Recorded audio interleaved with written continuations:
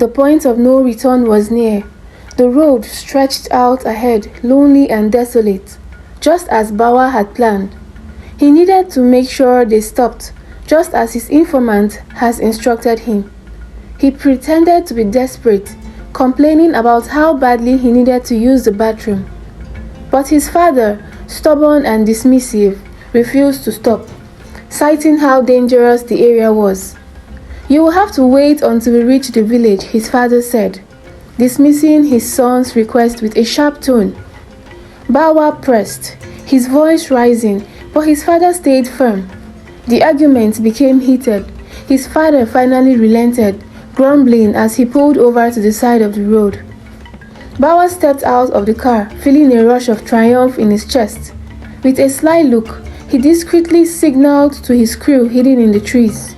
Moments later, the gang emerged from the shadows, armed and ready. Before his family could react, the attackers rushed the vehicle, pulling Bawa's father, stepmother, and little sister out, forcing them at gunpoint into the thick of the forest. The realization hit them only when they were deep in the bush. This was no random attack. Bawa, their own flesh and blood, was the mastermind behind the ambush. His father's eyes widened with disbelief. "Bawa, how could you?" His stepmother, who had tormented him for years, screamed in panic. But Bawa only watched coldly. It was the Christmas season, a time for families to come together and celebrate the holiday spirit. For young Bawa, however, it was just another chance to execute his plan. His father, stepmother, and younger half-sister were headed to his father's village for the holiday. On the surface, it looked like a typical family road trip, but for Bawa, it was something much darker. Bawa had long harbored resentment towards his stepmother, who had treated him cruelly ever since his mother's passing. His father, oblivious or indifferent to the mistreatment, never intervened, and over the years, Bawa's bitterness had grown. He had already made a decision, one that would change the course of his life forever. In his mind, he needed a way out of the unbearable situation. He had planned to use his own family as sacrifices for a ritual that would bring him wealth and power. As the car rumbled through the countryside, Bawa sent a covert message to his crew, a group of hardened criminals he had secretly hired. They were waiting for his signal. They knew exactly what was coming: an ambush, an attack, and a ritual that would ensnare Bawa's rise to untold riches. The group, led by a sinister priest, began to prepare for the ritual. They bound the family's hands and placed them in a circle, chanting ominously. His father begged for mercy, promising to change, to be a better man.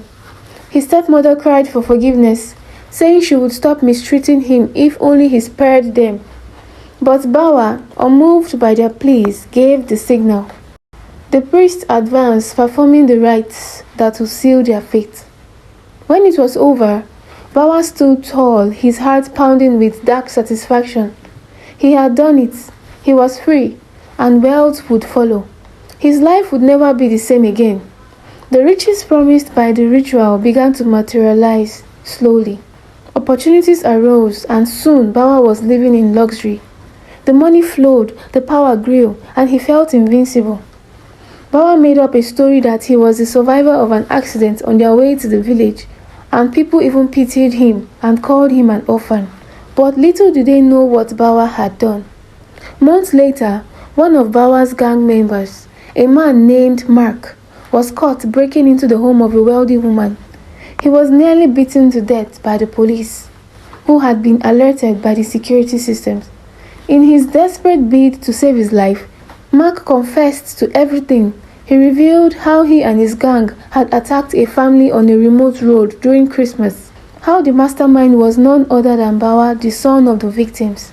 The confession spread quickly, and the police soon traced the event back to Bawa.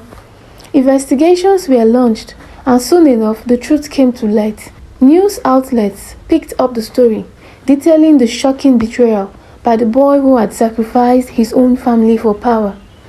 The public was horrified by the dark depths Bawa had sunk to. Bawa was arrested and brought to trial. The evidence was undeniable. His father's cries echoed in his mind as he sat in the cold, sterile courtroom. His stepmother and half-sister were dead, and the boy who had once been a victim of abuse was now the perpetrator of a much worse crime. The ritual had not granted him the immortality he thought it would. Instead, it led him down a path of destruction. His wealth vanished quickly, and Bao found himself facing the consequences of his action.